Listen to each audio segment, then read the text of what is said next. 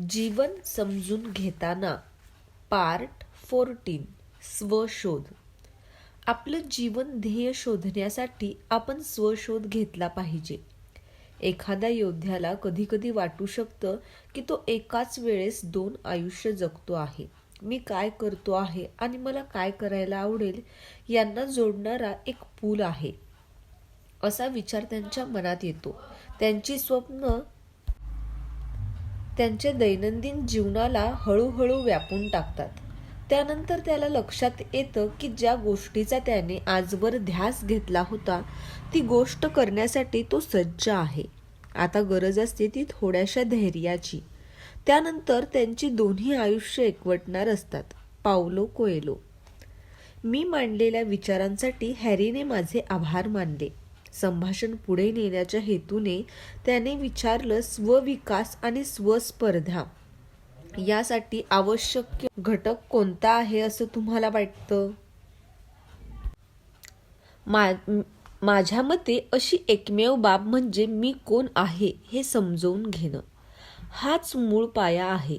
आपल्या क्षमता आणि अर्थातच आपल्या मर्यादा याबद्दल आपल्या मनात निसंदिग्धता असेल तरच आपण स्वतःशी स्पर्धा करू शकतो. मी उत्तर दिलं. माझ्या उत्तराच्या पुष्टार्थ मी पुढे बोलू लागलो. हॅरी मन लावून ऐकू लागला. स्वतःला समजून घेणं. स्वतःशी स्पर्धा करायची असेल तर आपल्याला स्वतःला समजून घ्यावं लागेल. आपल्या वृत्ती कोणत्या आहेत, आपल्या आवडीनिवडी काय आहेत, भविष्य काळात आपण काय मिळवू पाहतो, यश मिळवायचं असेल तर असे अनेक साधे वाटणारे प्रश्न आपल्याला स्वतःला विचारावे लागतील. चौकशीच्या या प्रक्रियेतून आपला स्वशोध सुरू होईल.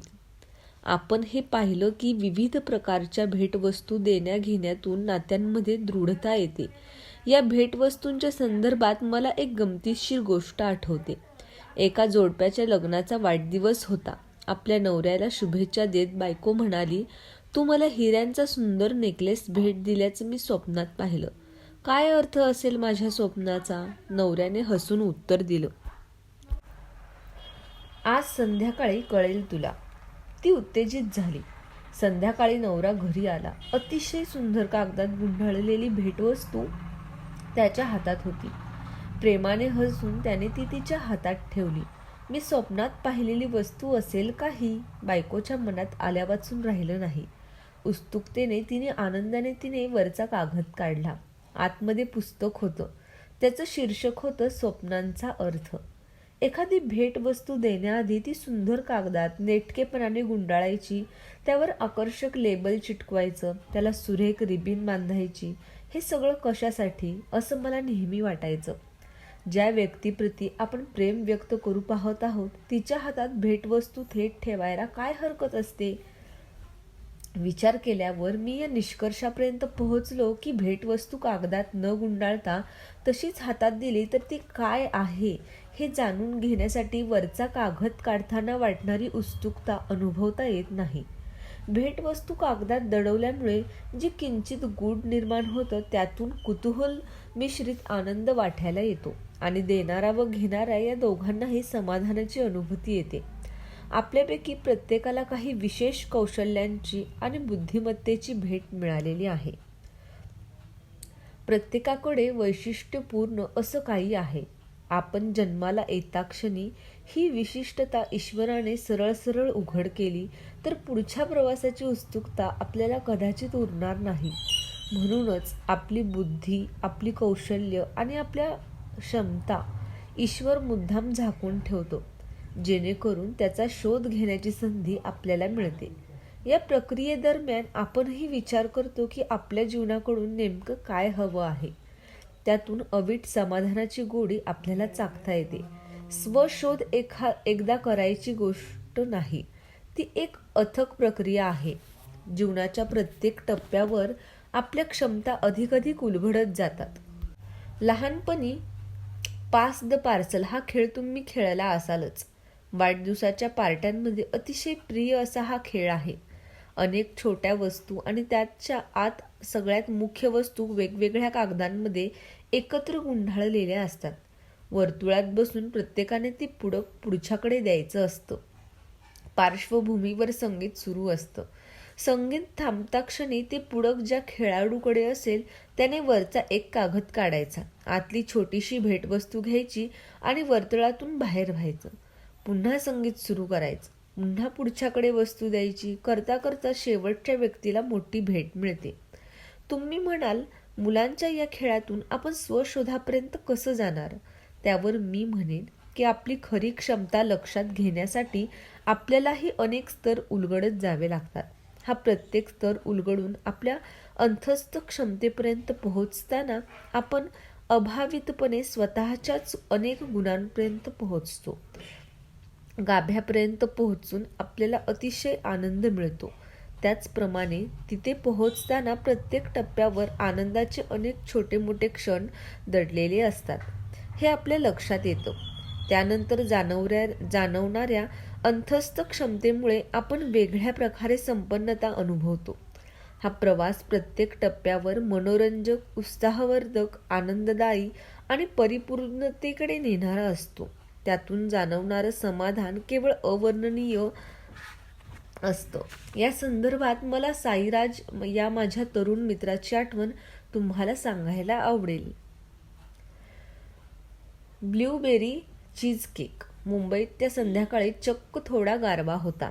एका गुजराती कुटुंबाने मला जेवायला आमंत्रित केलं होतं. गुजराती माता खूप आग्रह करतात. गेले कित्येक महिने माझ्या मागे लागून त्यांनी माझा होकार मिळवला होता. त्यांचं 5वं निमंत्रण मी टाळू शकलो नाही. त्या कुटुंबातील आई मुंबईच्या वैद्यकीय महाविद्यालयात फिजिओलॉजीची प्रोफेसर होती आणि वडील स्टँडर्ड चार्टर्ड बँकेत मोठ्या पदावर कार्यरत होते. माझ्याप्रमाणेच त्यांचाही दिनक्रम अतिशय व्यग्र होता. तरीसुद्धा 2 गोष्टींसाठी ते जाणीवपूर्वक वेळ काढत होते: आध्यात्मिकता आणि त्यांचा मुलगा साईराज. जेवणाचा बेत जंगी होता. ढोकळ्यापासून उधियोपर्यंत आणि खांडवीपासून श्रीखंडापर्यंत विविध पदार्थांची रेलचेल होती. आम्ही जेवायला बसलो. मी साईराजची चौकशी केली. त्याने नुकतीच 10वीची परीक्षा दिली होती. वडील म्हणाले, येईलच तो इतक्यात. तुम्हाला भेटायच्या कल्पनेने तो फार हर्षोल्लासित झाला आहे. त्याला परीक्षेत छान मार्क मिळालेत असं मी ऐकलं. मी म्हटलं, खरं आहे, प्रचंड मेहनत केली होती त्याने. असं म्हणत त्याच्या आईने त्याचे मार्क सांगितले. तितक्यात साईराज आला. अभिवादन करून त्याने मला पटकन मिठी मारली.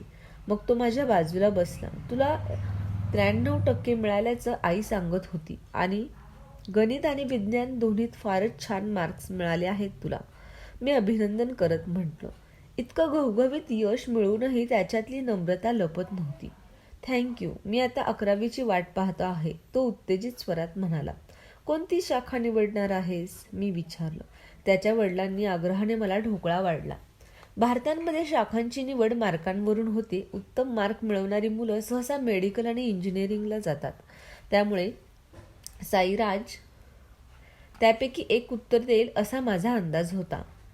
वडिलांकडे चोरटा कटाक्ष टाकत साईराजने नजर खाली वळवली. मी कॉमर्स घेणार आहे. त्यांच्या या उत्तरासरशी त्याच्या आईवडिलांच्या चेहऱ्यावरचे भाव झरकन बदलले. कॉमर्स? त्यांना हे अनपेक्षित होतं का? इतके चांगले मार्क्स असताना त्याने कॉमर्स का निवडावं? भारतात विज्ञानाला तेवढंच महत्त्व आहे, कॉमर्सला फारसा वाव नाही. क्षणभराने मी म्हणालो, अरे वा, छान. मी नेहमीच्या इतरांच्या निर्णयांना आणि स्वप्नांना प्रोत्साहन देण्याचा प्रयत्न करतो. पुढे काय करायचं हा विचार तुझा आहे. तितक्यात साईराजची आई क्रिस्टलच्या सुंदर प्लेटमध्ये ब्लूबेरी चीज केक घेऊन आली. बहुतेकांना माहिती नाही की ग्रॅहम क्रॅकरचे तुकडे, साखर आणि बटरपासून तयार होणारा ब्लूबेरी चीज केक अतिशय उच्च तापमानाला 1 तास भाजावा लागतो. साईराजने म्हटलं. विषय बदलण्यासाठी 16 वर्षाच्या मुलाने फारच वेगळी वाट निवडली. माझ्या मनात आल्यावाचून राहिलं नाही. त्यानंतर पुढचा 1 तास तो गार करावा लागतो, तरच तो असा गाशीव होतो, साईराज पुढे म्हणाला. गंमत म्हणजे त्यानंतर त्याने मला चॉकलेट, मूस, ढोकळा आणि खांडवी हे पदार्थ कसे करायचे हे सुद्धा सांगितलं. ते ऐकताना त्याच्या आईवडिलांच्या चेहऱ्यांवरचे भाव पाहण्यासारखे होते. काय असेल त्याच्या मनात? कॉमर्सचं शिक्षण घेऊन मला पुढे हॉस्पिटॅलिटी आणि केटरिंग या क्षेत्रात उतरायचं आहे. त्याच्या तोंडून हे वाक्य ऐकताच पुन्हा एकदा आईवडिलांच्या चेहऱ्यावरचे भाव बदलले. ते आनंदी आणि समाधानी दिसू लागले. साईराजने वेगळ्या वाटेची निवड केली आहे हे मला माहीत आहे. आईसारखं डॉक्टर व्हायला त्याला आवडेल असं मी सुचवलं होतं, पण त्याने ठामपणे नकार दिला. वेगवेगळ्या पाककृती करून पाहायची त्याची आवड त्याने जोपासली. आपल्याला नेमकं काय करायचं आहे हे त्याला उमगलं आहे, याचा मला फार आनंद होतो. तसंच घरी आल्यावर मला रोज वेगळा गोड पदार्थ खायला मिळतो. हे काही कमी आहे? त्याचे वडील हसून म्हणाले.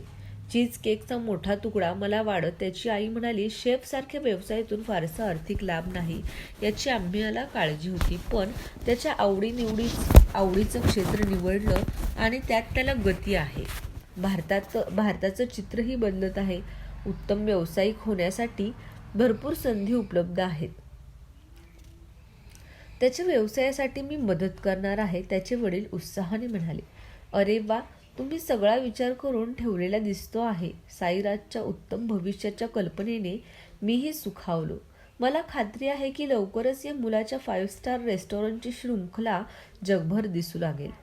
त्या रात्री जेवणानंतर आश्रमात परत जात असताना माझ्या मनात साईराज आणि त्याने निवडलेले क्षेत्र हेच विचार होते.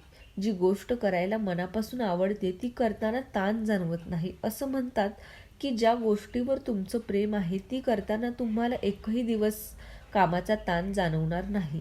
प्रत्यक्षात मात्र बहुतांशी लोक दिवसेंदिवस न आवडणारं काम करताना दिसतात. इकिगाई. साईराजप्रमाणेच आपण सर्वांनीही जीवनाचा उद्देश शोधणं गरजेचं आहे. हा उद्देश आपल्याला दीर्घकालीन आनंदाशी निगडीत आहे. समाधानकारक जीवन जगण्यासाठी अनेक मानसशास्त्रीय मॉडेल्स उपलब्ध आहेत. इकिगाई हे त्यापैकी एक आहे. नावावरून तुमच्या लक्षात आलं असेलच की जपानी संकल्पना आहे. इकिगाई या शब्दाला प्रतिशब्द देणं कठीण आहे.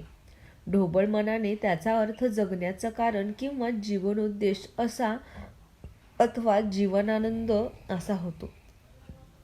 जपानमध्ये आज ज्येष्ठ नागरिकांची संख्या सर्वाधिक आहे.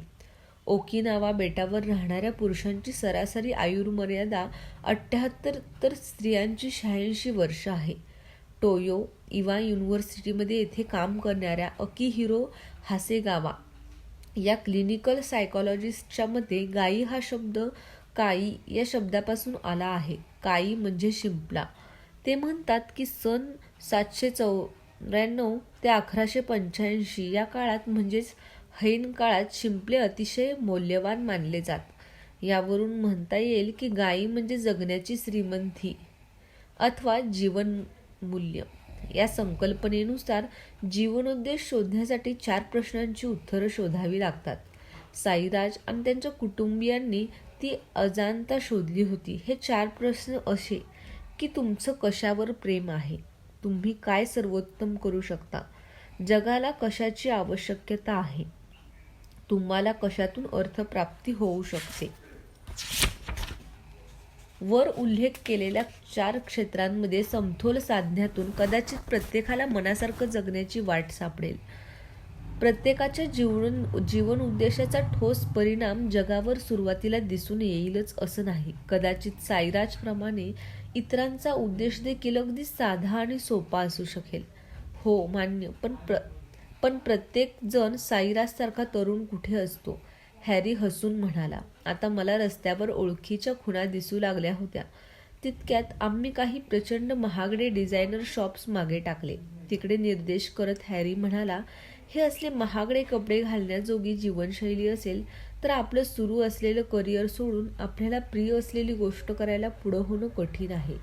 कोणे एकेकाळी माझं निसर्गावर फार प्रेम होतं. निसर्गरक्षक म्हणून काम करावं, निसर्गाची जोपासना करावी असे विचार माझ्या मनात येतात, पण त्यातून पैसे मिळाले नसते. हॅरीने प्रामाणिकपणे मान्य केलं. आपल्या जीवनोद्देशाला अनुरूप जगण्यासाठी सगळं सोडून देण्याची किंवा फार मोठी उलथापालथ करण्याची गरज नसते. तुमची नोकरी हा तुमचा उद्देश असला पाहिजे असंही नाही, मी समजवण्याच्या स्वरात म्हणालो. पण म्हणजे मी नेमकं काय केलं पाहिजे? अजून मला पोरं बाळं नाहीत, त्यामुळे तुर्तास मी वेळ देऊ शकतो. हॅरीने पुस्ती जोडली. 2 गोष्टी महत्त्वाच्या आहेत. एक तर तुला जे करावं लागतं आहे ते आवडीनं कर. आपल्या सगळ्यांनाच अनेक खर्च चालवावे लागतात. जीवनशैलीला धरून वावरावं लागतं. स्वीकारलेल्या नोकऱ्या कराव्या लागतात. आपल्या दैनंदिन जीवनात 80% भाग व्यापणारी नोकरी ही बहुतांश लोकांना मनासारखी मिळतेच असं नाही. म्हणूनच तिच्यावर प्रेम करण्याशिवाय पर्याय नाही. त्या नोकरीत आपल्याला आवडणारा भाग कोणता हे शोधून त्यावर लक्ष केंद्रित करायला हवं.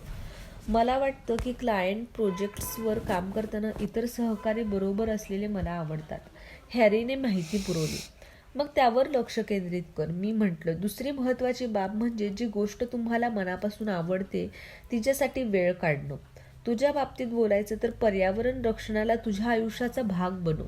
शनिवार, रविवारी किंवा सुट्टीच्या दिवशी भारताच्या वेगवेगळ्या भागांना भेटी दे. कुठल्या वनक्षेत्रांना मदतीची गरज आहे हे शोधून काढ. तिथे मदत कशी करता येईल याचा विचार कर. मी तळमळीने सांगितलं. खरं तर पर्यावरण रक्षणाबद्दल मला फारसं काही माहिती नाही, पण माझा मुद्दा हॅरीला समजला. अतिशय कंटाळवाण्या गोष्टी करण्यात आपण आयुष्य खर्ची करतो. त्यातून आपल्या हाताला भरीव असं काही लागत नाही. विंडो शॉपिंग, हॉटेलमध्ये खाणं, त्याच ठिकाणी भेटी देणं, अशा अनेक गोष्टी आपण केवळ सवय म्हणून करत राहतो. जगात पाहण्यासारखं खूप काही आहे. आपल्यासारखी विचारसरणी असणारे अनेक लोक आहेत. आपली इकिगाई काय आहे ते शोधून जी गोष्ट आपल्याला मनापासून आवडते त्याचा वेध घेऊन थोडीफार जोखीम उचलत आपण पहिलं पाऊल नक्कीच टाकू शकतो. कुणी सांगावं, एक दिवस असा येईल की आपल्याला मनापासून आवडणाऱ्या गोष्टीपासून आपल्याला यथोचित प्राप्ती होऊ शकेल.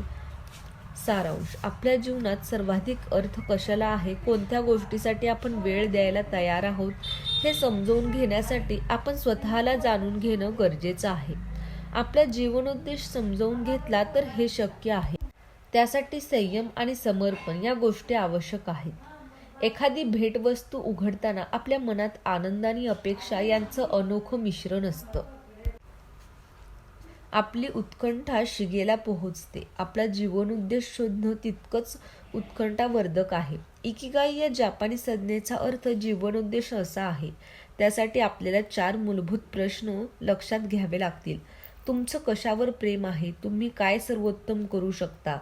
जगाला कशाची आवश्यकता आहे? तुम्हाला कशातून अर्थप्राप्ती होऊ शकते? साईराजच्या आयुष्याच्या सुरुवातीच्या टप्प्यावर साईराज आणि त्यांच्या कुटुंबाला या प्रश्नांची उत्तरं सापडली होती. आपलं वय वाढलेलं असूनही आपल्याला जीवनोद्देश गवसला नसेल तर जे काम करत आहात त्यावर प्रेम करा आणि ज्यावर प्रेम आहे ते काम करा. हे तत्व आपण स्वीकारू शकतो. सूचना. आपली इकिगाई शोधणं सोपं जाण्यासाठी परिशिष्ट 2 इकिगाई कार्यतक्ता पूर्ण करा. धन्यवाद.